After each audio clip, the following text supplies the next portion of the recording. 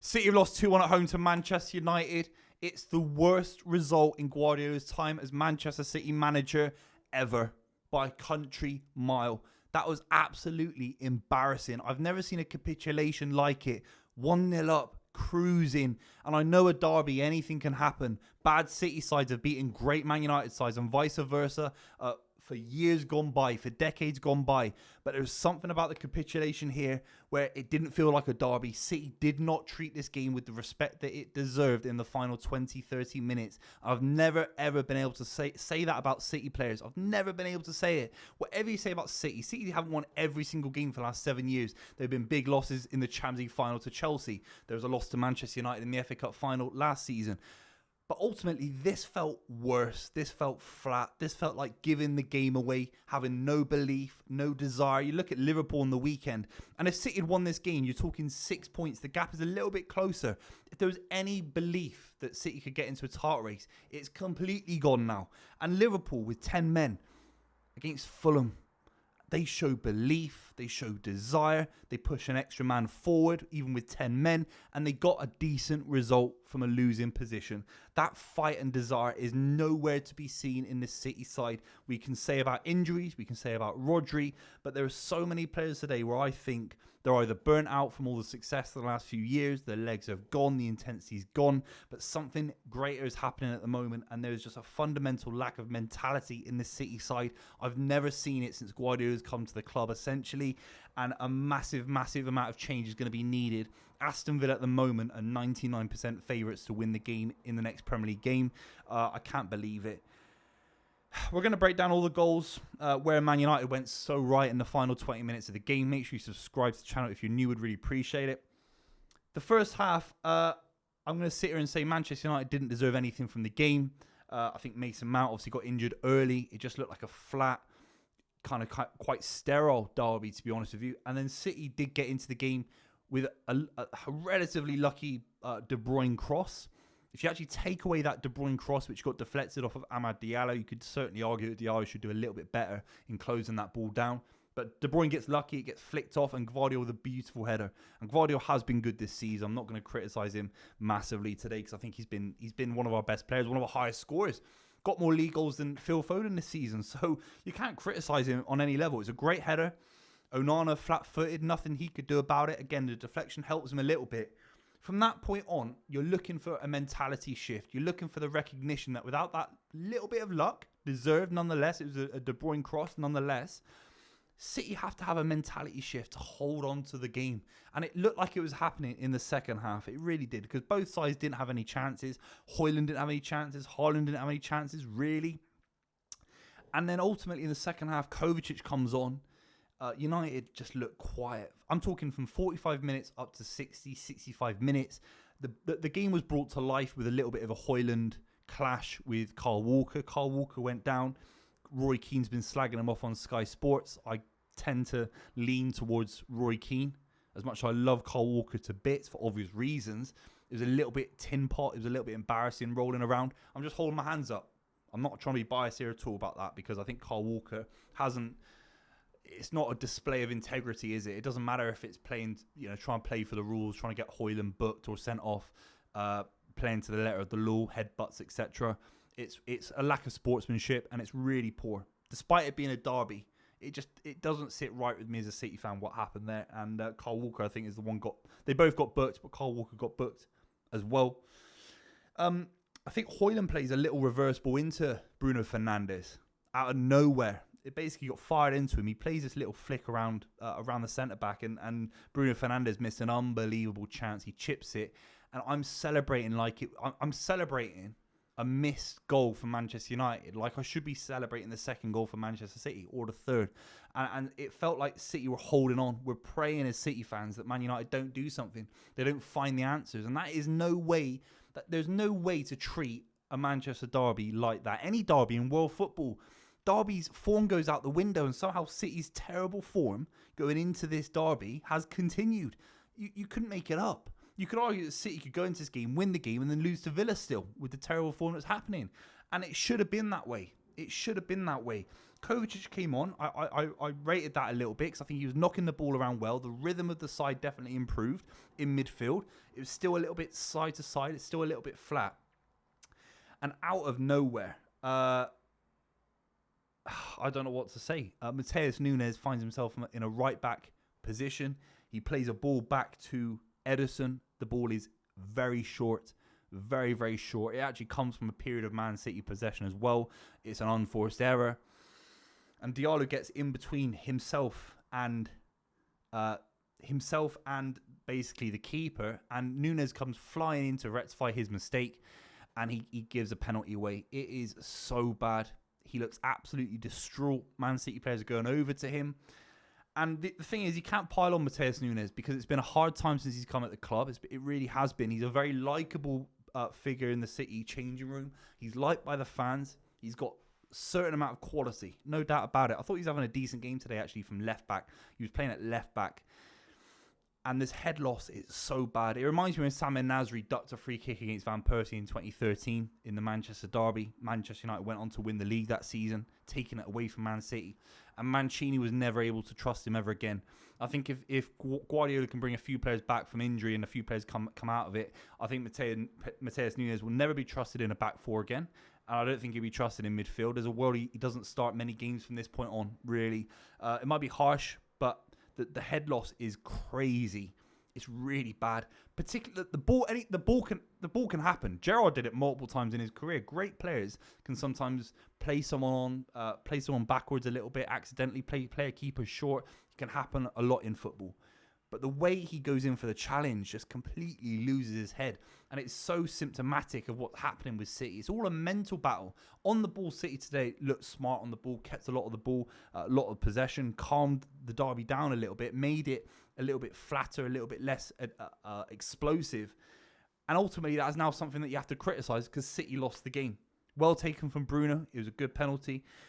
And then we have to talk about Amad Diallo, 90 minutes. I can't believe what I saw. I can't believe his first touch around the keeper. I can't believe the finish. There was 2 City players on the line. I can't believe he's tucked it away. It was Sergio Aguero-esque, really, against Pepe Reina, against Liverpool. You got to watch that goal. It was that kind of angle. It's a crazy angle.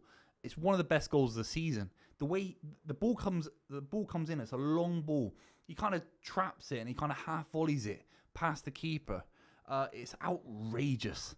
It's a world-class goal. And I've not been this distraught in a long time watching a City capitulation. It's nowhere near Spurs. It's nowhere near Feyenoord or Juventus or Palace. This is crazy. I have no idea where City go from here. I have no idea what the ambition is anymore. I don't know what to say. We have to talk about some players throughout the side. I'm going to have to start off with İlkay Gundogan. Really poor today, I thought. Really poor. He has not found a role in this City side. I don't know if that's fair on him because of how bad it's been throughout the rest of the side. He's basically a new sign. You've got to treat him like a new sign on some level. He's come back. He's trying to readjust to being back in the Premier League after a year out. He's kind of playing deep defensive midfield while Kovacic has come back from an injury. It's not working. He isn't able to influence the game. He's got zero intensity off the ball. These are just facts. De Bruyne and Phil Foden ahead of him in kind of number 10 positions. De Bruyne, I thought, was absolutely shocking today. I don't want to pile on. I love the guy to bits.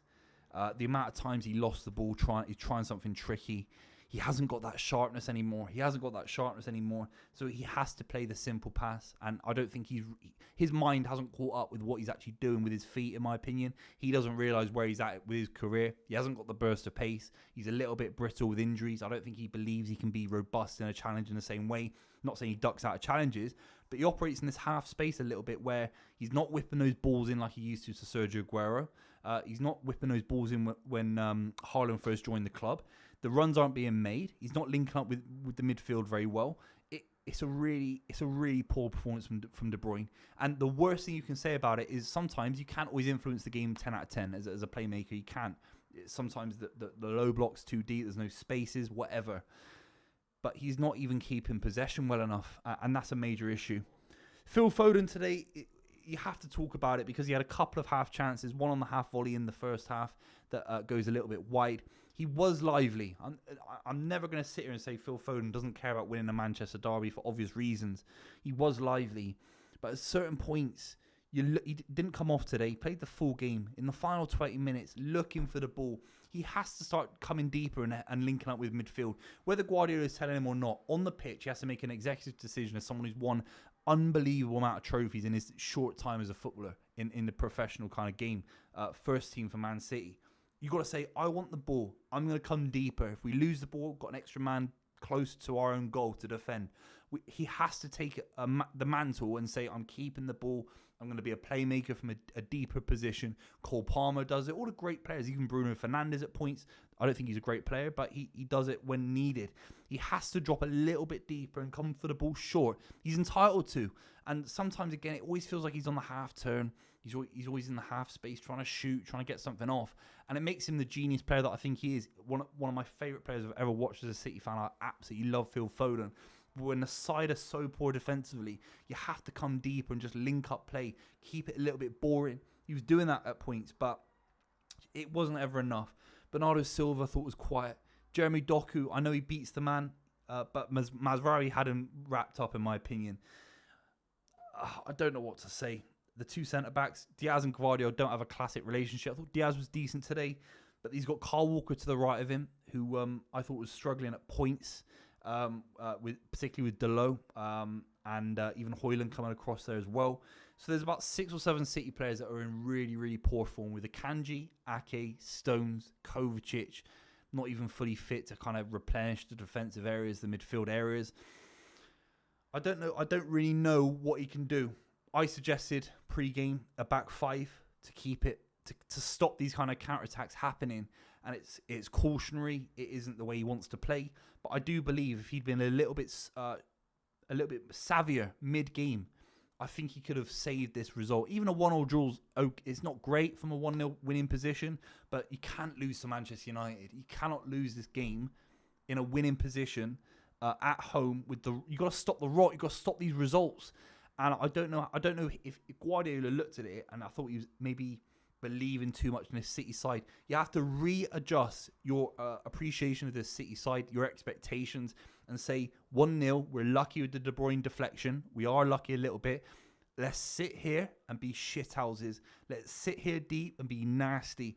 And it was a little bit too soft. It was a little bit too generous. We allowed Manchester United into the game a little bit. And that Bruno chance where he flicks it wide, that was a big opening, a big moment, an eye-opening moment for Manchester United fans. They believed after that they could get into this. They believed they probably should have had a penalty on Højlund as well, which I don't agree on. But there were moments there, and the signs were there 20 minutes before the winning goal, and Guardiola did not adjust. Guardiola did not transition this City side into being deeper, negative, a bit more streetwise. It was just naive. And it's not been this way for many, many years, probably 7 or 8 years. I think it's the worst result in Guardiola's time as Man City manager. The Champions League final can't be as bad because it was against a back 5, getting to a Champions League final, the first in the club's history.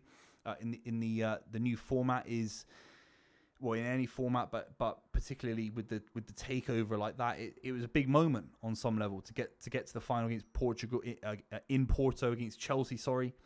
FA Cup finals, it's a nice day out. There's something about this being on the back of so many losses and nothing's changed.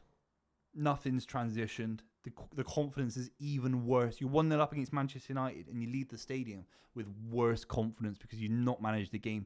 That's the biggest sin, in my opinion. I don't know. Jack Grealish, I don't know where he thinks he's playing. Savinho. And then the bench is looking extremely thin. John Stones is the only major player that could have come on today to change things. So City go from bad to worse. Let me know what you think in the comments down below. Make sure you subscribe to the channel if you've watched this far. Would really appreciate it. Tons of content coming out this week, unfortunately. And I'll see you very, very soon.